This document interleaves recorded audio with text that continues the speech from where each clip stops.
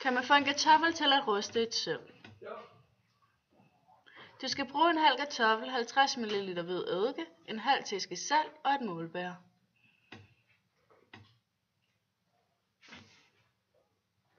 Kartoflen snittes nu ud i små tern. Nu oxiderer kartoflerne. At oxidere betyder, at stoffet har fået tilført ild, og det kan man fremskynde ved at varme det op. Når dine kartoffelstykker er oxideret, tager du dem op.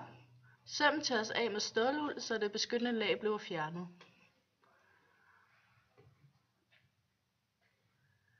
Her ser du søm i den hvide eddike, hvor vi tilføjer salt og kartofler.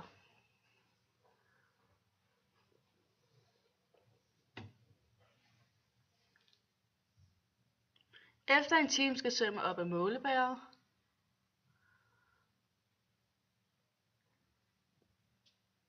Læg søm på et stykke kyngerulle og lad det tørre i ca. 5 minutter.